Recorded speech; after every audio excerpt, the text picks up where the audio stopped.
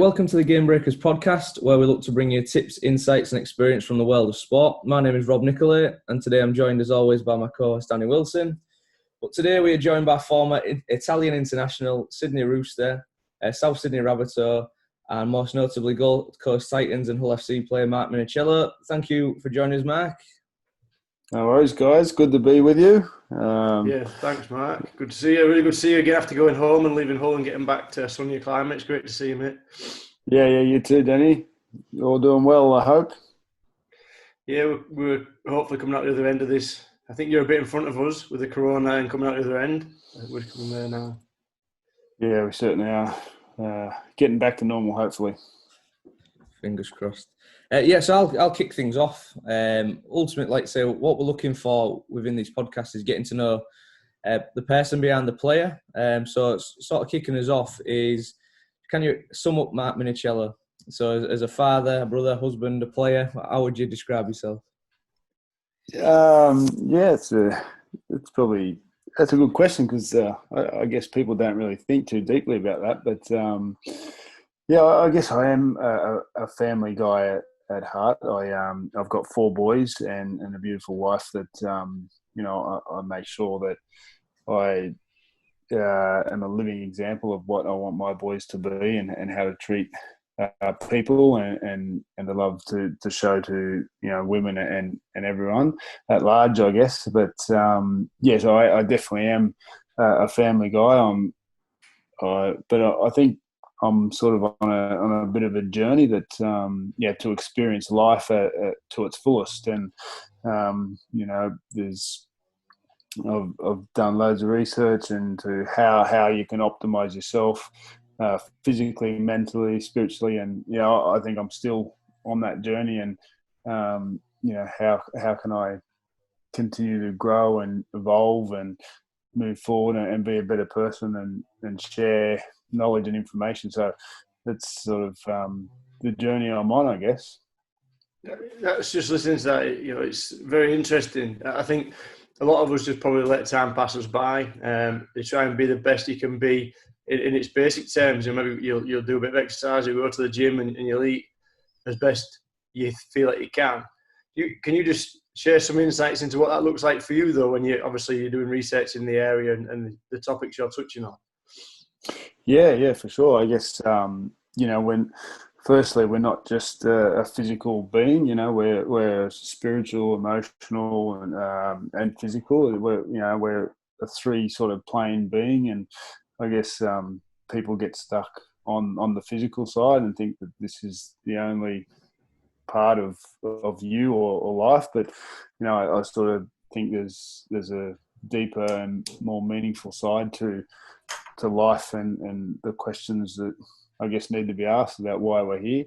So I've sort of started getting into that and trying to, I guess, find my spiritual path to how I can serve this life that we're living in now and leave it a little bit of a better place than when I got here. And I've, like you said, I try and optimize my body as best as can, nutrition and sleep optimization, and just so I can get the best out of my body. And then, from there you can be more, you have more clarity in your thinking and your thought process. And I guess then you can ask those deeper questions.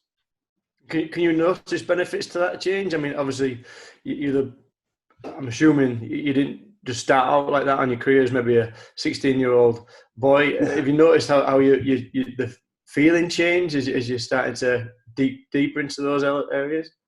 Yeah, definitely. I think when you're young and you first come into it, you're full of testosterone and aggression, and you want to play the game as hard and tough as you can. And as you start to age and you start to learn more and become more experienced, then you realise that just doing the physical aspect of rugby league is not the be all and end all, and that's not how you can get the best out of yourself mentally and physically.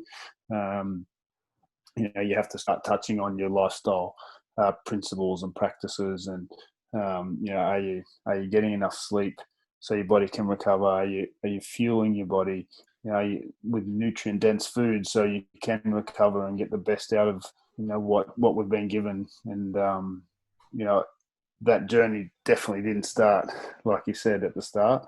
I guess every young rugby league player, they abuse their bodies both on the field and off it, and that's I guess a process you go through, and then you get past that, and then you start to think, well, how can I have longevity in the sport, and how can I optimize myself and my performance, and that's when you start to grow and become better. So yeah, it probably started for me. The last couple of years I was at the Titans, I start to make some changes and implement things that I started to research and learn, and then definitely while I was at Hull FC, made some wholesale changes in the way I did some things. Yeah, I think that's something we can go deeper on a bit later on, because there's a lot we want to probably talk about in that, Rob. Just to progress us through our conversation, is just going back to when you was maybe starting out on your rugby league career in Australia. What was growing up like in Australia with your family? What impact did you have on your brother and he on you as you're growing up as young potential rugby league players?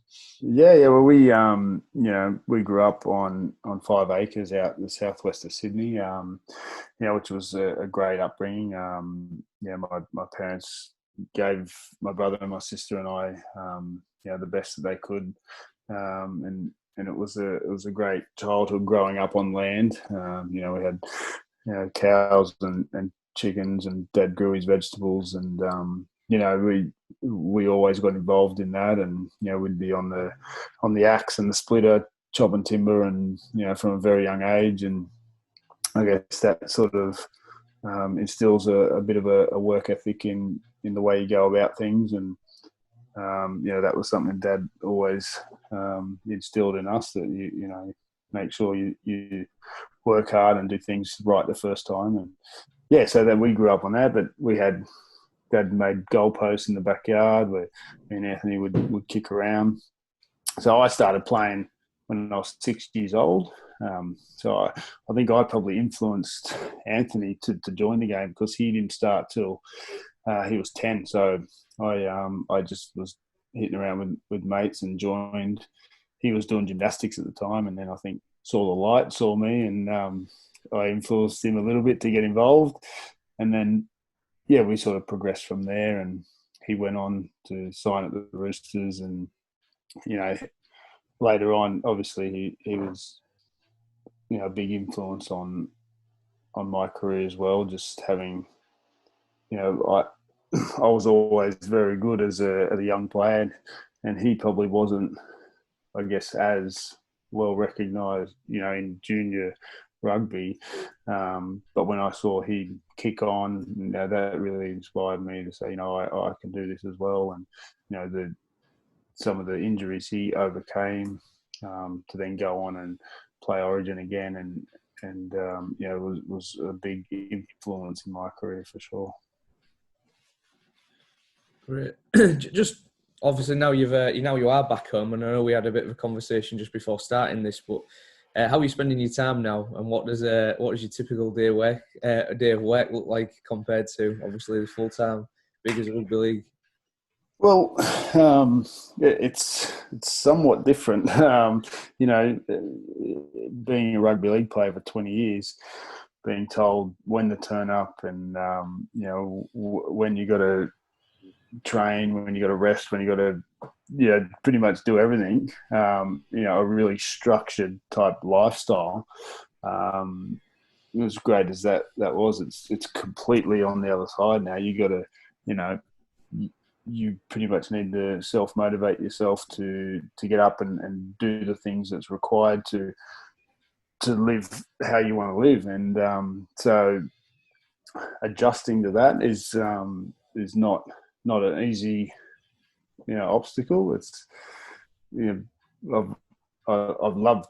used to love training, but I had some time off, and didn't go to probably still haven't been to a gym, but I do train on my own and do now. But I did just rest the body and let that recover.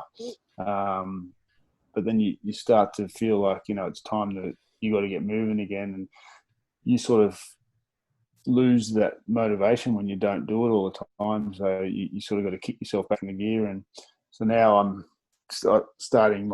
have started my performance and lifestyle business. Not great time to start a new business after a long career, but that you just do the best you can at the moment. And got some clients that I train and around performance and lifestyle. And so a typical day for me at the moment looks like I'm up at 10 to 5 every morning.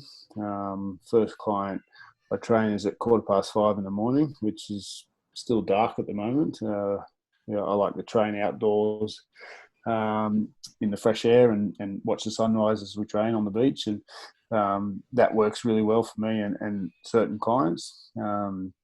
So I typically do that. And I'll pretty much jump in the water after a session like that.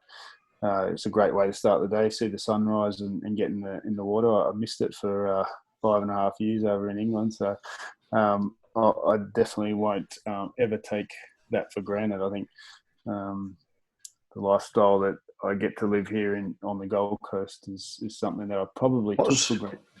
What's wrong with the sunrise in West Hull? Well, you never see it.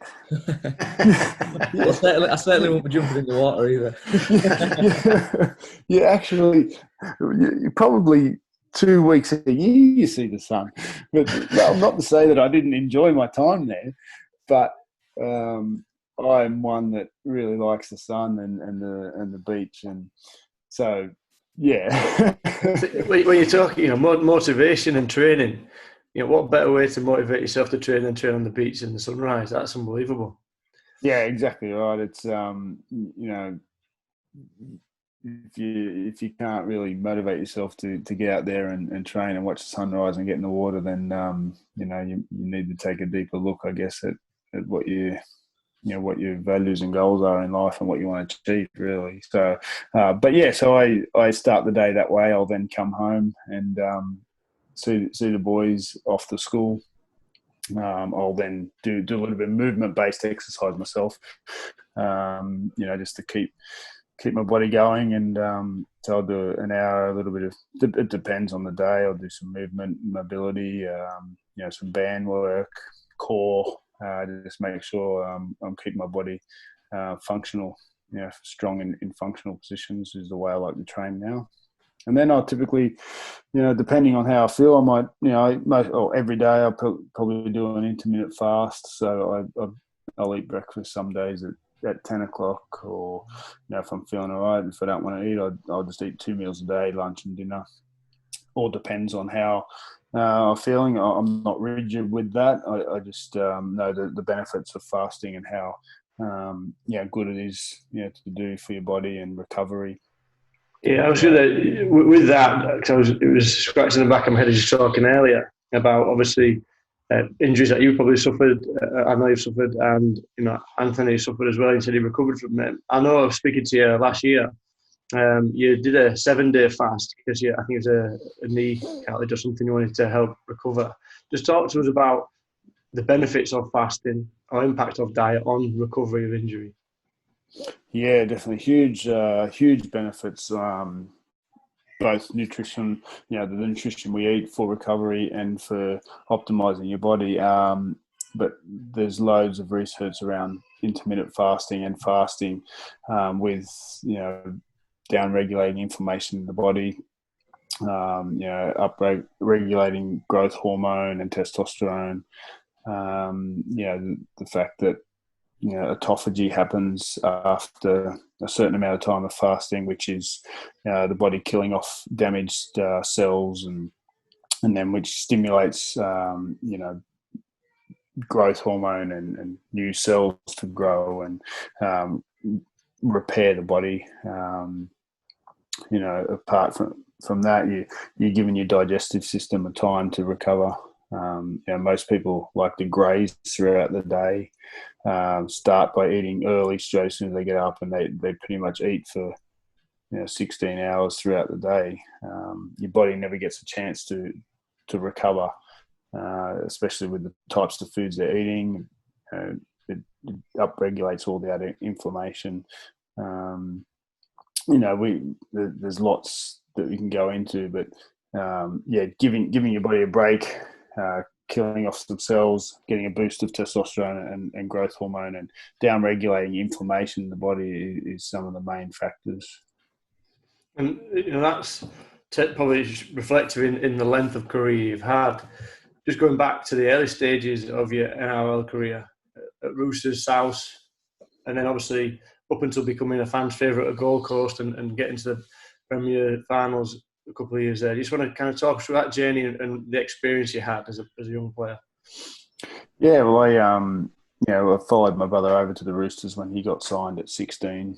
I was 14 and sort of got a little scholarship there to follow him over, and Anthony played his whole career at the Roosters, but I played all my junior football there and come up through the grades. I debuted in 2002 when the Roosters won the grand final.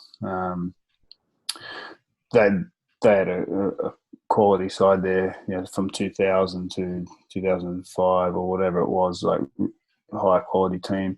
And I debuted, but I was, at that time I was straight out of school. I went into an electrical apprenticeship where I was up at 4:45 every morning. I had to travel an hour and a half to work.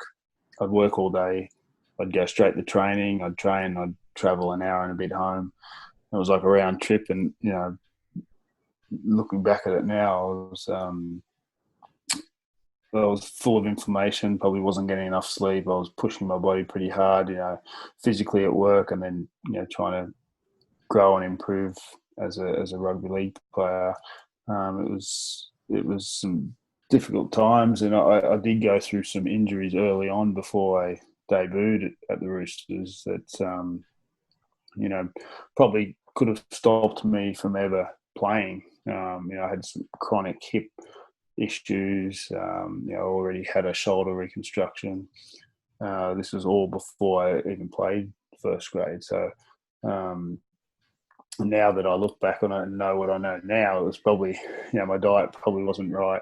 I definitely wasn't getting enough sleep. I was, fatigued and pushing my body too hard. And then on the weekend, of course, you're young, you're just going a little bit silly, and, all these compounded, and my body was, now that I look back, it was just inflamed and didn't have the time it needed to recover from the damage that was happening at training and games. And, but I showed, some persistence, and I made sure I did everything possible to get myself right. And then went on to debut at the Roosters. And the following year, I had to make a decision whether I'd stay there at the Roosters or move to South. And that was probably one of the toughest decisions, because I love the Roosters. I went it through there. My brother was there. But a path to playing regular first grade probably wasn't there. Ricky Stewart was the coach at the time. And he sort of, I was playing back row in reserve grade, but he sort of wanted me to play hooker. So it was like a little bit, and then Craig Wing was, and Simon Benetti, I think, were the hookers at the time. And it was like I didn't really see a path there opening up anytime soon. So I moved on to South, and I guess went on and played 4 years there before moving to the Titans. But I must say that it was great. My move to South was great for my career, because I established myself as a first grader, but it was really, really hard because we never won many games. I used to hate losing, like, with a passion. It would, like, I'd be so pissed off after losing, and it certainly did teach me how to lose playing there. And and then when the opportunity come up to go to the Titans, it was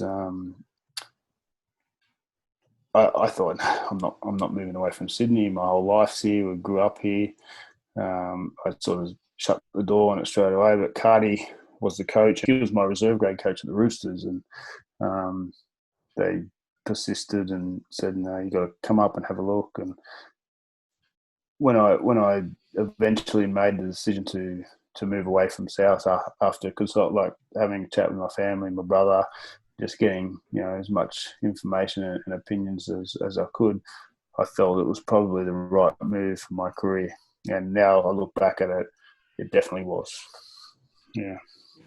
Like Dan, sorry, Rob, go on. I was just saying, like Danny just said there, obviously a totally new team, and you'd gone there and then became a fan's favourite. How did you establish yourself in that Gold Coast team, and what would you say your role was whilst you was there? Yeah, I guess being part of a startup was a big draw card. That first year was a really, really enjoyable year. Just everything, the way they set it up, and being a new club, and the vibe in the town, and always going back to after games and functions, and it was a really great experience. And once moving away from Sydney was really, the lifestyle was something that I really enjoyed. Growing up in Sydney, that's all I knew. But when you step away out of Sydney, now that you look back at it, it's a stressful, crazy city that is busy. Way too busy when you come up and experience life on the Gold Coast, where you're on the beach and everything's just a little bit more mellow, and it was really enjoyable. And then, so I always believed in my ability as a player. So yeah, I just worked. Those first 2 years were probably the hardest I'd ever trained in my life, under Billy Johnson. Really broke some players, but made you very, like, mentally tough, and that really set me up for a long career. I think just the way we trained in those first 2 years, and having that mental hardening and physical hardening that I probably needed. Just, you speak about mental hardening there, or mental toughness, and that takes you on a great journey from there at Gold Coast and to Hull FC, which is a great success at Hull FC with Challenge Cup wins. And some would say over the time you was the best performer, one of the best performers in Super League. Was it the mental toughness, the dedication that sets you apart from players that don't quite achieve them heights, or is it something else? Yeah, look, I think there's a lot that plays into being at the top of your game, or being the elite player. Definitely that mental side of things plays a massive role, more than people actually think. If you're not mentally tough or hardened, or whatever you want to call it, you'll tend to come unstuck and take an easy option when the game gets hard. And I think a lot of players these days maybe haven't gone through that hardening process that needs to happen to be able to get through a tough game. Along with that comes the lifestyle practices that I think can set you apart from everyone else. Everyone thinks that you turn up to training, you train hard, and you leave, and that's it. But what you do away from the training field is more important, in my opinion. I teach 6 sort of foundational pillars of not just health, but of performance, and that starts with breathing, hydration, nutrition, sleep, mindset, movement. And all those 6 pillars are like an integrated system. You can't be just focusing on one physical aspect, the physical side, the movement, the exercise, and expect to get the best out of your body. They all work in unison together. So if you can work as hard as you want, in the gym, out on the paddock. But if you're not sleeping right and you're fueling your body with loads of processed food, takeaway food that just isn't nourishing your body, giving you the nutrients you need to build muscle, then you're not going to get the best out of your body. It's impossible. They're all integrated. If you're not hydrating right, if you're drinking soft drink and Powerades and all these sugary drinks, everything that we eat in our system turns into something in the body. So whether it's the food you eat, what you drink, that will ultimately be transformed into a cell, a muscle, a tissue, a ligament. And if we're not feeding our bodies with nutrient-dense food, then we're making weak ligaments, weak muscles, weak tendons. And you see in the game today, everyone, how many knees are going, anterior cruciates, ligament tears, muscle strains. These are all preventable if you feed your body right to grow those tissues. And I think that's a part of performance that's well overlooked. That's inspiring to hear that, and I've seen you do it. Last person leave training and preparing your own meals after the chef's left and looking after yourself. It's inspiring, and I look at that and think I'm going to do that. I'll do it for a week. So you've got to do it for 20 years as a professional, and even more so now in educating. How do you be that disciplined to do that all day, every day? Well, it comes down to your drive, your vision, your goal, your dream. If you've got a big enough dream, then and the values that you want to live by, then those decisions are easy. It's people that don't have a direction or don't have a goal or a dream or something to achieve or something that they're striving for, so that they don't know where they're going. So then all of a sudden those decisions are harder to make or easier to make the easy choice. And I think why I guess had some success at Hull SC was because I went there with the right intentions. I didn't go there for a holiday like a lot of the NRL players. At the end of their career, I'll go play a couple of years in England and travel and not dedicate myself to what needs to be done. I went there with the intention of being successful, winning some trophies, and I think success starts with an intention. What do you want to get out? And I start my days with a daily intention. What do I want to achieve today? If you can focus on your intention and what you want to get out of it, then, like I said, decisions are easier to make. You definitely need that self-discipline if you want to be at the top of your game. You can't rely on the coach or the trainers to motivate you. And I've seen it throughout my career, year after year. A lot more talented players than me fall away or never made it. Because they were talented, yeah, but they didn't have the work ethic. They didn't have the self-motivation. They didn't have the self-discipline to do what needs to be done to stay at the top of your game. And I think that's where that intention and that goal or dream comes in. I think that's a fantastic message for young players as well.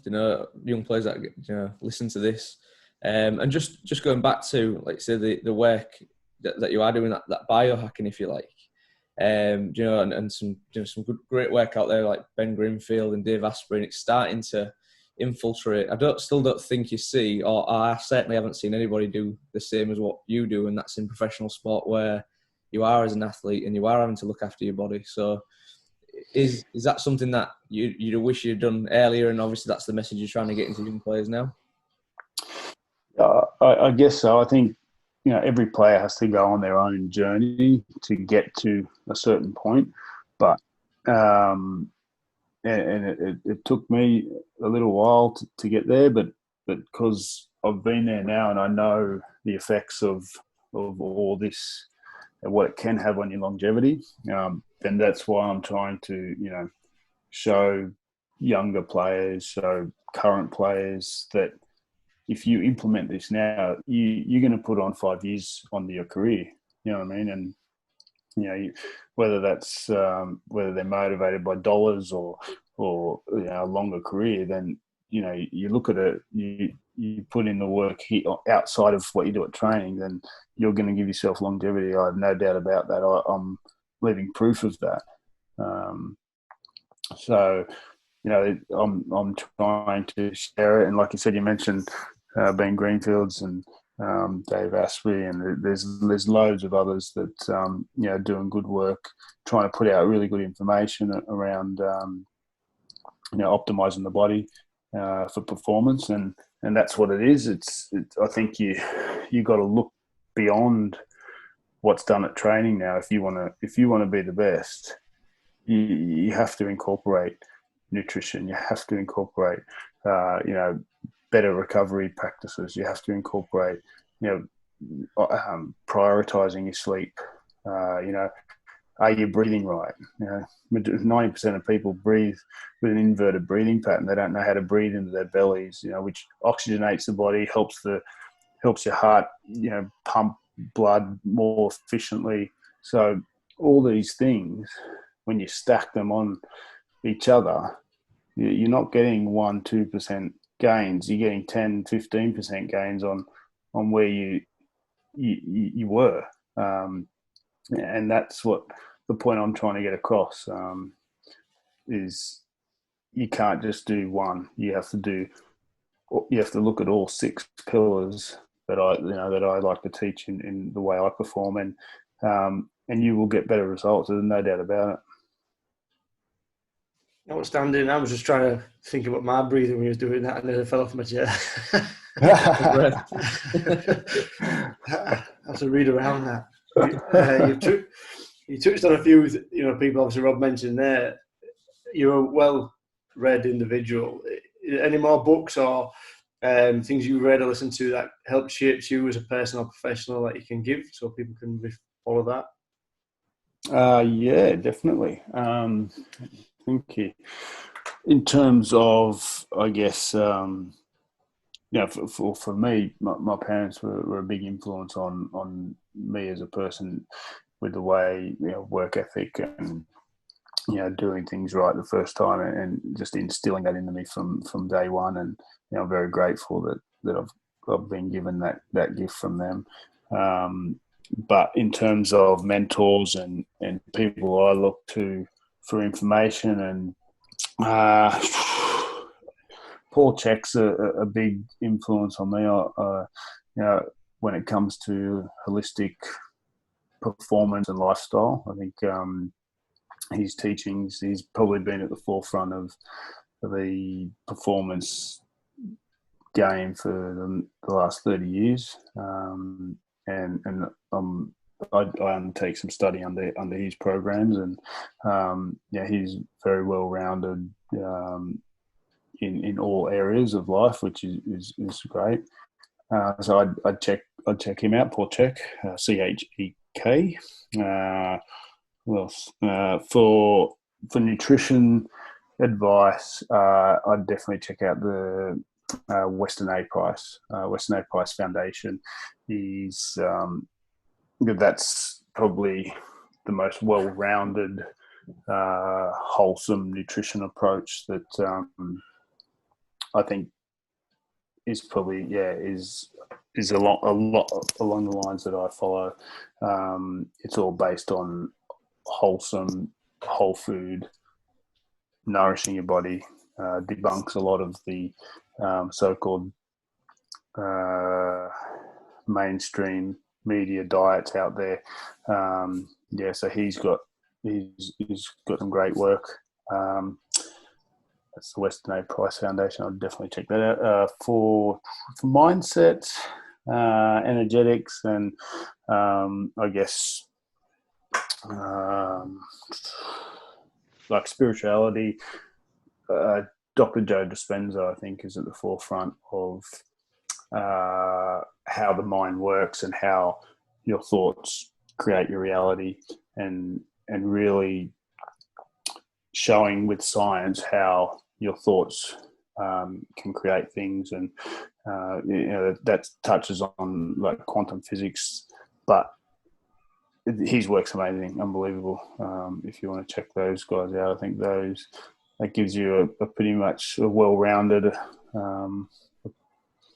approach there. Excellent, thank you. I'm sure people are very grateful for that.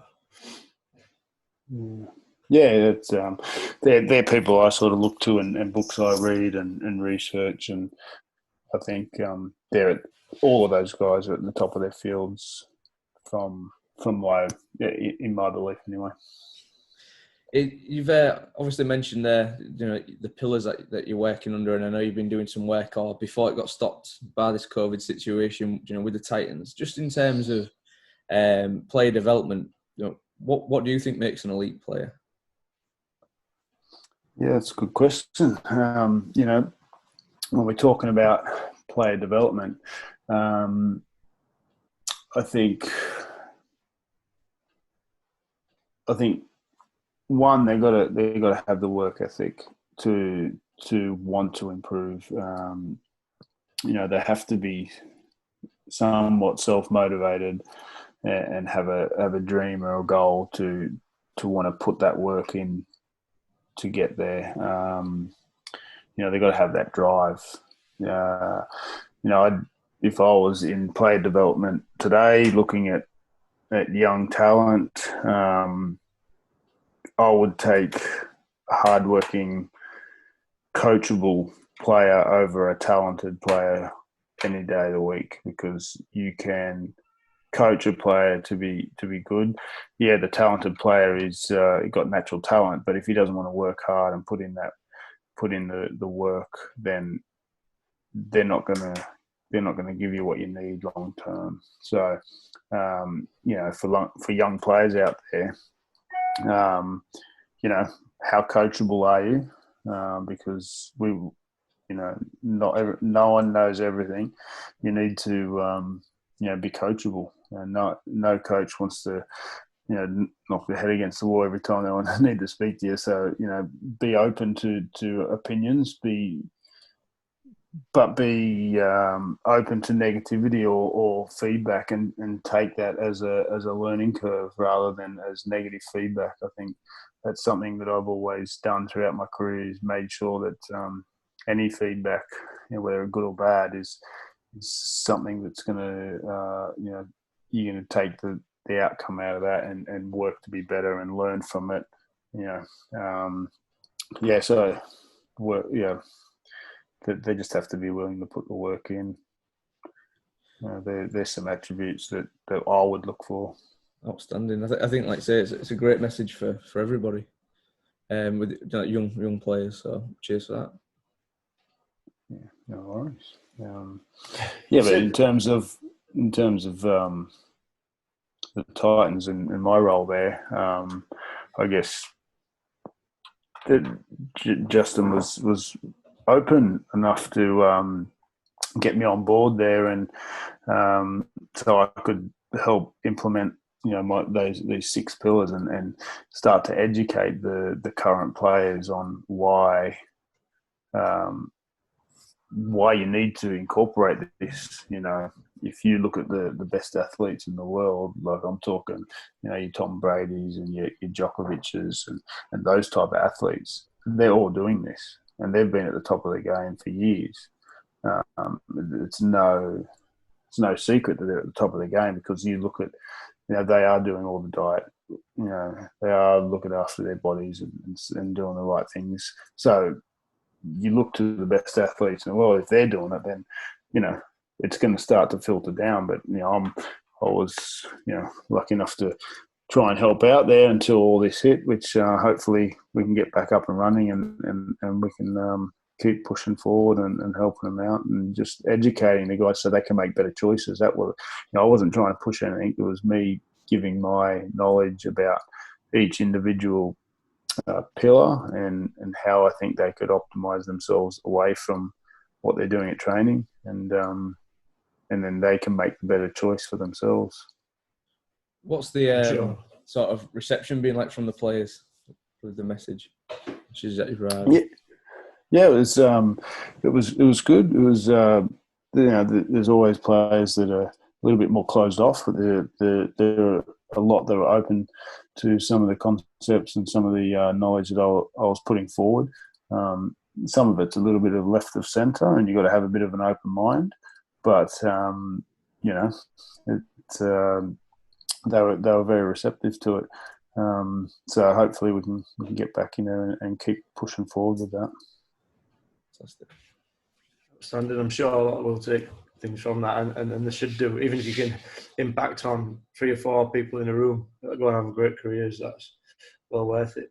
Who are the working around professional sport, being in rugby league environments? You've been in some great ones. For our benefit as coaches, who are the best coaches you've worked under, around, and what would be their kind of core values or principles that you liked? Yes, I've had a few coaches in my career. It would be hard to, I guess, single out one coach, because as a player you take things from different coaches and you learn in different ways from certain coaches.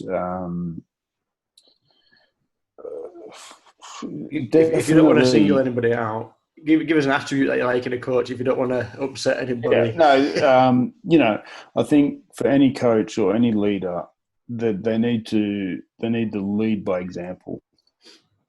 They have to be a living, breathing example of what they're preaching. That goes for any leader or any coach. I think if you are just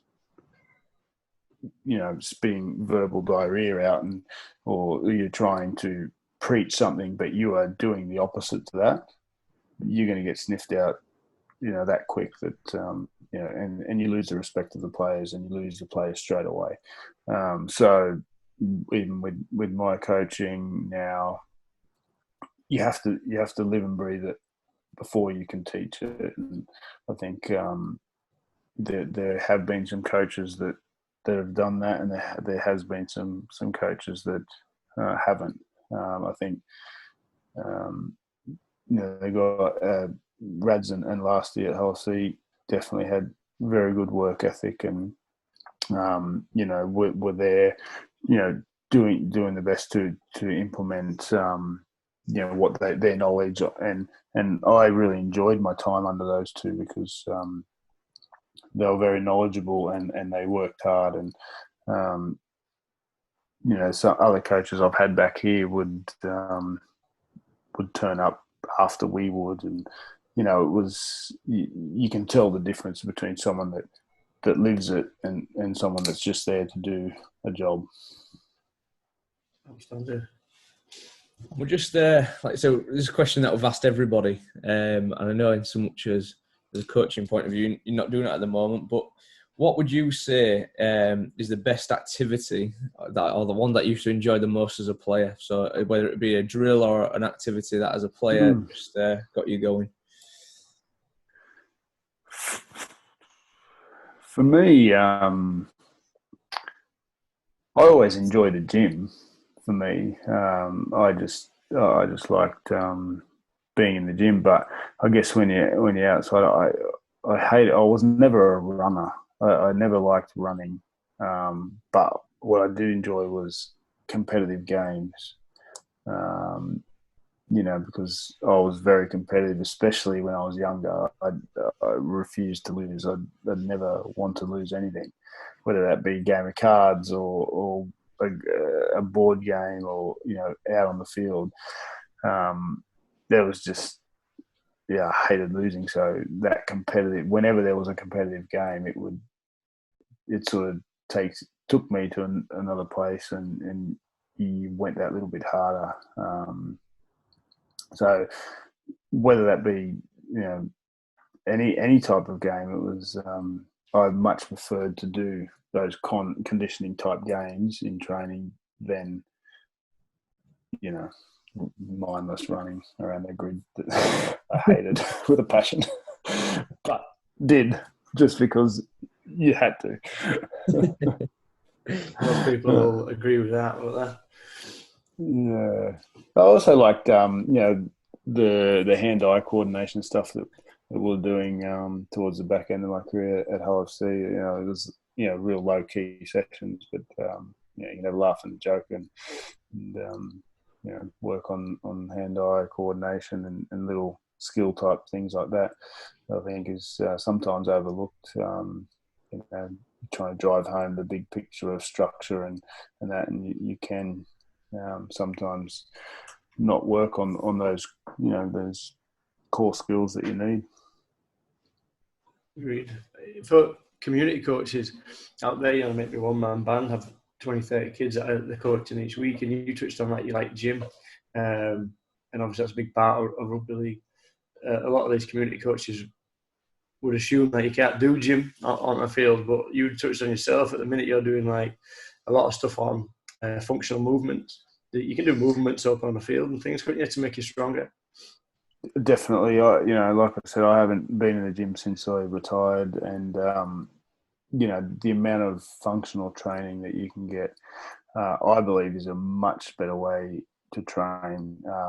There's a bigger carryover to everyday life and the things that that we do through functional training to walking, running, to doing any exercise or any game specific. It's the thing with functional training. It all starts at the core.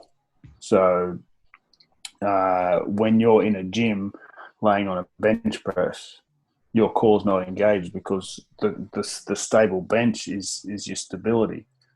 When you're doing a functional exercise standing, then all of a sudden you have to engage your core to stabilize your spine, to give you the posture to get the best outcome. So it's an integrated system, again, where you're using all those stabilizing muscles to work. And so you're getting a much more well-rounded effect on the body than training on a machine. All those machines do is give dysfunction in the body because the core switches off, and the core is at the root of all issues, all injuries. When you have a dysfunction in the core, then all of a sudden that will give you injuries at the extremities, because everything starts at the spine level, and the core is there to support the spine.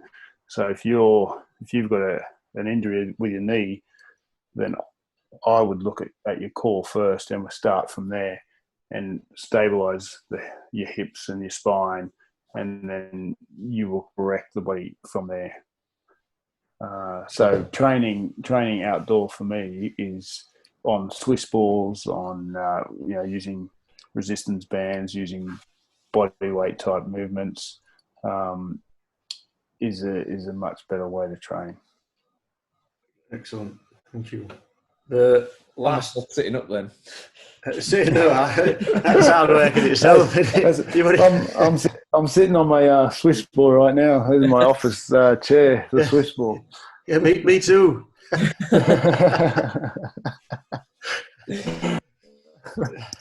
It's hard work sitting up. You're only supposed to exercise in short bursts.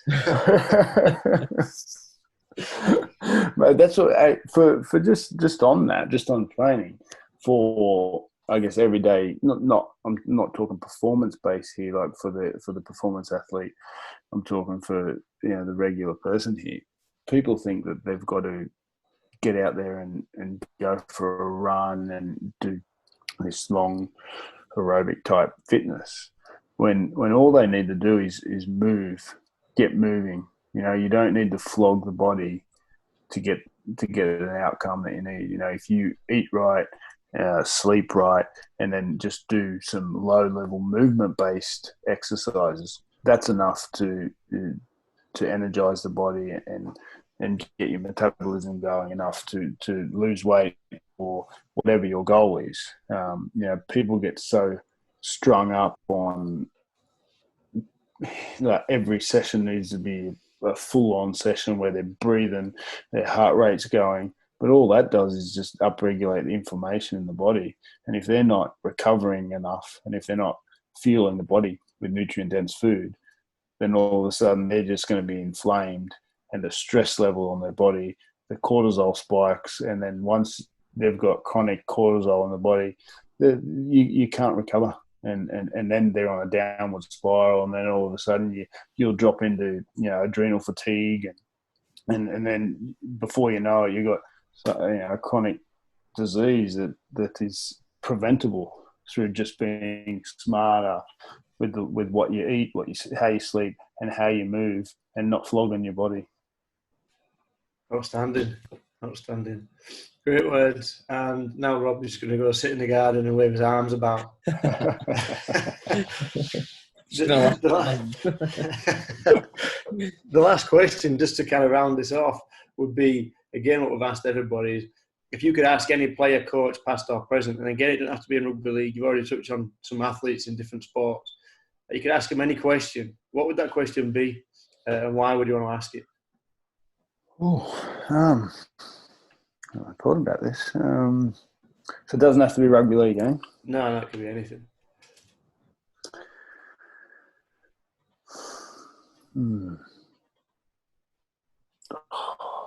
This is a good one. I should have thought about this one, actually. Look, I think I'd probably go to someone that has been at the top of their game for years on end, and ask them what their routine looks like, what their daily routine looks like, what's their morning routine, what's their night routine. I believe in having a routine that incorporates good habits to get an outcome, and so I'd probably go to someone like a Roger Federer or a Tom Brady and say, what does your day look like? What do you do to optimize the mind, the body, and how have you been consistent with that, and how has that improved not only your performance but your life? I'm not just one to try and improve my performance on the field. I want to optimize my performance off the field so I can have longevity and live the best life that I can. And anyone that's been, I guess, at the top of the game, like those two guys for 20 plus years, is someone that I can learn something from. Outstanding. Still looking to learn and develop yourself despite all the knowledge and experience you have. Have to. Life's a journey, and if you're not learning, you're dying. So you should always look to grow and improve on what you did yesterday. So that's a little bit of my philosophy, I think. Excellent. Yeah. Brilliant. Just to wrap things up and bring things to a close. Firstly, I think the messages within there are outstanding, certainly for any young players and coaches in terms of optimising, investing in themselves, to work towards their goals. So I say thanks for your time, Mark. It's been absolutely, enthralling from our point of view. So I really appreciate it. No, anytime, guys. I'm happy to share and the knowledge that I've gained and am gaining every day. And it's all about serving people. It's there's no good gaining information if you're not willing to share it. And like I said, I can learn from anyone, and so can anyone else. So the more information you're open to, then the better you can optimize your life. Thanks, guys. I appreciate the platform to share. It's brilliant. And I think some of the advice and words you give us has certainly scratched a knowledgeable itch for me, and certain things I go away and read. And I think if there's any kind of links or contacts to your own work that you're doing in Australia, anything where people can come and get more information from you and your 6 pillars, then we'll be happy to share that to people that are listening, so they can explore that a little bit further. So thank you for your time. Yeah, that'd be great.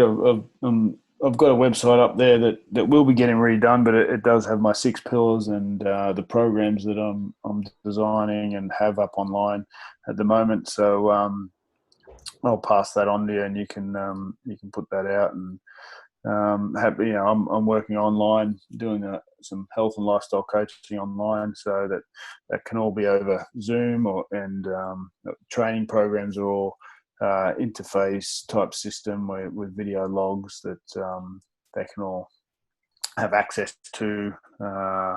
So there's a few different plans there that I offer for anyone that wants to look at more than just a training program. I do online training programs, but I like to focus on the health and lifestyle piece as well, because it plays a big role. Like I've said, it's integrated, and if you want real change, then you need to look at each pillar. I do. I think that is something that is overlooked at times, or whatever investment people put into programs. Sometimes that's one that takes a hit. And I think for aspiring athletes, if they want to explore things personally themselves, I think it'd be a great avenue to come down. If we can share your link or your website, and if they want to go and touch base with you, then that'd be great for them. Definitely appreciate that. No problem. Thanks for your time. I'll let Rob wrap up and finish. Yep. So again, just saying thank you, and we'll catch up with you soon. Cheers. Yep. Anytime. Appreciate it.